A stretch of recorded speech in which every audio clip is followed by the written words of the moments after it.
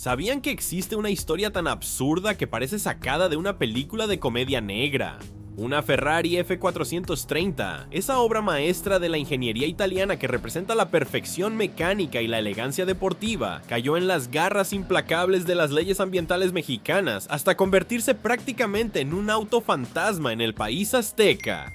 Esta no es una exageración, es la cruda realidad de cómo México, sin darse cuenta, destruyó el sueño de toda una generación de amantes de las supercars. La historia de la Ferrari F430, atrapada por las regulaciones mexicanas, no es simplemente el relato de un auto caro que no puede circular. Es la crónica de cómo un país puede crear, sin intención, el ambiente más hostil del mundo para los vehículos de alta gama, convirtiendo lo que debería ser un símbolo de progreso y éxito en una reliquia condenada al ostracismo. Para entender esta tragedia moderna, necesitamos viajar en el tiempo hasta la época dorada, cuando la F430 conquistó los corazones mexicanos. La Ferrari F430 llegó a México en 2005 como la heredera natural de la exitosa 360 Modena, pero representaba mucho más que una simple evolución. Era una revolución tecnológica y estética que encarnaba lo mejor del arte automotriz italiano. En un México que vivía un momento de prosperidad económica y crecimiento de su clase alta, la F430 encontró el terreno perfecto para florecer como símbolo máximo de estatus y buen gusto.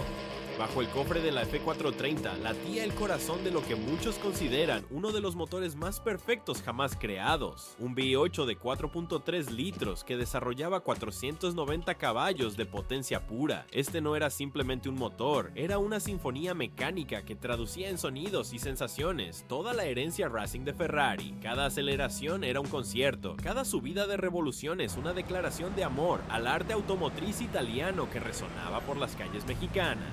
El diseño de la F430 era pura poesía hecha metal. Sus líneas tensas que nacían de la parrilla característica y se desarrollaban por los costados esculpidos. Sus tomas de aire laterales que recordaban el legado de la Fórmula 1. Sus 4 salidas de escape redondas que firmaban inmediatamente su pertenencia a la familia Ferrari. Todo contribuía a hacer de esta máquina un objeto de deseo absoluto para los mexicanos exitosos. Durante sus primeros años en territorio mexicano, la F430 vivió su época dorada. Ciudad de México, Guadalajara, Monterrey, Cancún, en todas las ciudades importantes del país, esa silueta inconfundible se había convertido en parte del paisaje urbano de lujo. Los empresarios exitosos, los herederos de grandes fortunas, los nuevos ricos del boom mexicano, todos tenían o soñaban con tener una F430 en su garaje como símbolo definitivo de que habían triunfado en la vida. Los fines de semana, las reuniones de propietarios de Ferrari en lugares como Polanco, Santa Fe o San Pedro se habían convertido en eventos sociales donde se mezclaba la pasión por la mecánica italiana con el networking de alto nivel. Ver una caravana de F430 rojas atravesando el Paseo de la Reforma o dirigiéndose hacia Cuernavaca para un tour gastronómico era un espectáculo que encantaba tanto a locales como a turistas. Pero México estaba cambiando y con él las reglas del juego automotriz. Lo que comenzó como medidas ambientales aparentemente menores, se convirtió en una avalancha de regulaciones que gradualmente fueron estrangulando el ecosistema de los autos de lujo.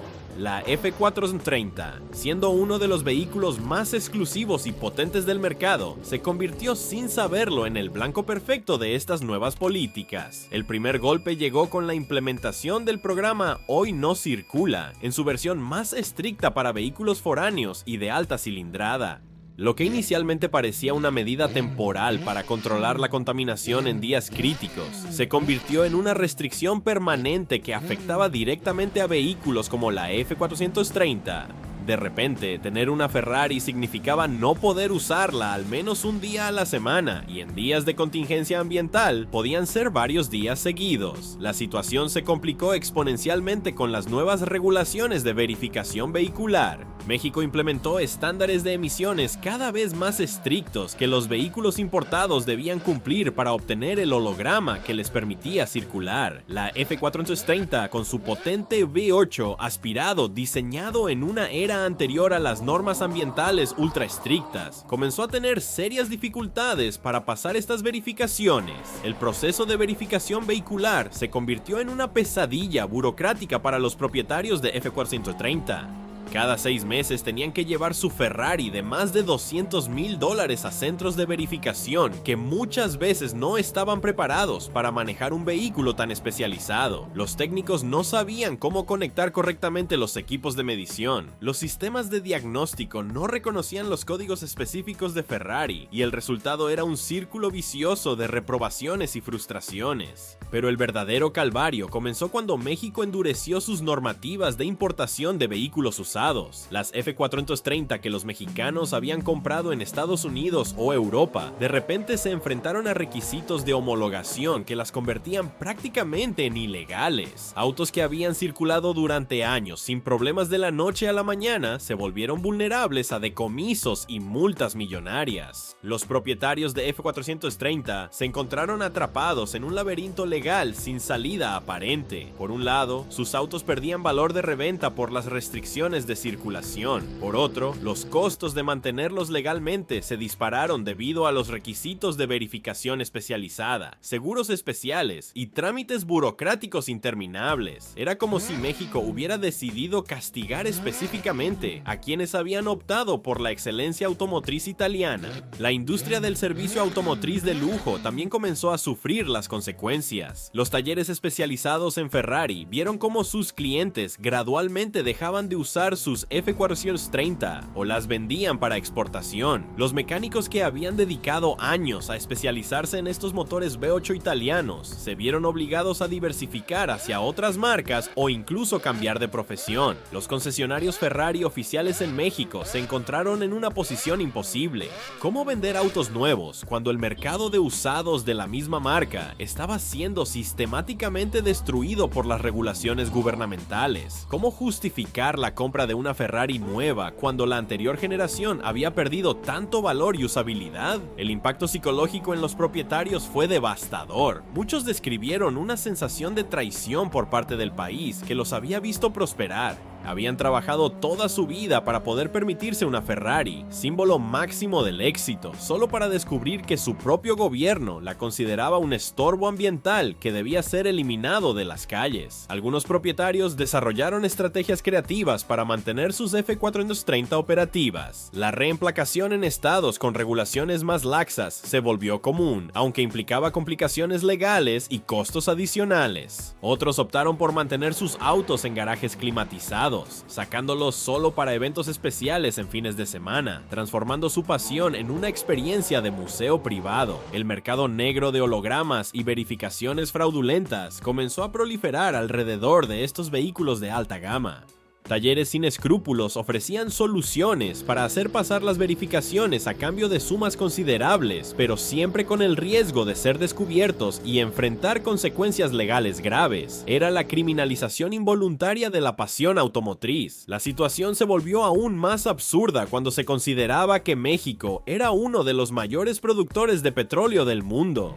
Un país que basaba gran parte de su economía en los hidrocarburos estaba castigando a los vehículos que los consumían con más intensidad. Era una contradicción que pocos países petroleros habrían tolerado, pero que México implementó sin aparente conciencia de la ironía. El turismo automotriz de lujo, que había sido un sector en crecimiento, comenzó a declinar. Los rallies internacionales que incluían México en sus rutas empezaron a evitar el país debido a las complicaciones regulatorias para los vehículos participantes. Los tours organizados con supercars que recorrían las rutas gastronómicas mexicanas prácticamente desaparecieron del mapa turístico internacional. Los eventos de Ferrari en México se transformaron de celebraciones públicas en reuniones casi clandestinas. Los propietarios de F430 se reunían en locaciones privadas, lejos de la vista de las autoridades, para poder disfrutar de sus autos sin el temor constante a las multas o decomisos. Era la muerte de la cultura automotriz abierta que había caracterizado a México durante décadas. La prensa automotriz internacional comenzó a documentar el fenómeno mexicano como un caso de estudio sobre cómo las políticas ambientales mal diseñadas pueden destruir mercados enteros. Revistas especializadas de todo el mundo publicaron artículos sobre el país que declaró la guerra a sus propios sueños de lujo, convirtiendo a México en un ejemplo de lo que no se debe hacer en política automotriz. Ferrari SpA, desde su sede en Maranello, observaba con creciente preocupación la desintegración del mercado mexicano. México había representado una de las plazas más prometedoras de América Latina, un trampolín hacia otros mercados emergentes de la región. Su colapso no solo significaba pérdidas inmediatas, sino el cierre de oportunidades estratégicas para toda Latinoamérica. Los números eran despiadados. Las ventas de Ferrari F430 nuevas en México cayeron de un pico de aproximadamente 120 unidades anuales en 2007 a menos de 10 unidades en 2015. Era una destrucción del 91% del mercado en menos de una década, una aniquilación casi completa de lo que había sido un segmento próspero y en crecimiento. Las pocas F430 que lograban mantenerse en circulación legal desarrollaron un valor de culto entre los coleccionistas mexicanos. Se convirtieron en piezas de museo móviles, valoradas tanto por su rareza operativa como por su excelencia mecánica. Era la transformación de un auto deportivo en un objeto de arte, algo que nunca había sido la intención original de Ferrari. La pandemia de COVID-19 proporcionó una pausa temporal en esta persecución regulatoria, pero cuando la vida volvió a la normalidad, las restricciones se reanudaron con más fuerza que antes. Las autoridades ambientales mexicanas habían perfeccionado sus sistemas de control y las F430 supervivientes se encontraron aún más acorraladas. Para 2023, la situación había llegado a un punto casi cómico. Las Ferrari F430 en México se habían convertido en leyendas urbanas, autos que todos recordaban haber visto, pero que ya nadie podía confirmar que seguían circulando. Era como si hubieran entrado en una dimensión paralela, donde existían pero no podían manifestarse en la realidad cotidiana. Los talleres especializados que aún mantenían F430 en sus instalaciones lo hacían más como un servicio de preservación histórica que como mantenimiento automotriz activo. Estos autos se habían convertido en piezas de museo que requerían cuidados especiales para mantener su funcionalidad, aunque rara vez pudieran demostrarla en las calles. El contraste con otros países de la región era cada vez más evidente. En Brasil, Colombia o Argentina, las F430 seguían siendo parte activa del paisaje automotriz de lujo. México se había convertido en la anomalía regional, el país que había conseguido hacer desaparecer uno de los autos más deseados del mundo sin prohibirlo oficialmente. La nueva generación de mexicanos exitosos optó por alternativas más seguras regulatoriamente. Los SUVs de lujo, que podían camuflar mejor su impacto ambiental, se convirtieron en los nuevos símbolos de estatus. Era la muerte de la cultura del auto deportivo en México, reemplazada por una mentalidad más conservadora y menos apasionada.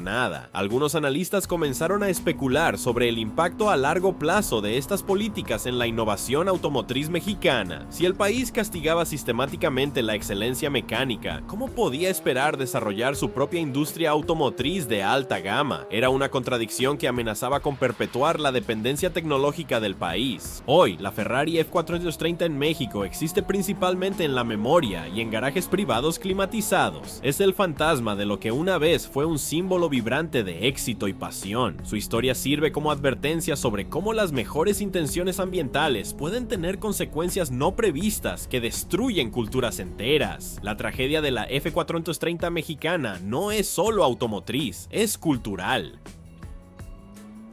Representa la pérdida de una aspiración colectiva, la muerte de un sueño que motivaba a generaciones de mexicanos a esforzarse por la excelencia. En su lugar quedó un vacío que ninguna política ambiental puede llenar, porque algunas pasiones, una vez extinguidas, son imposibles de revivir.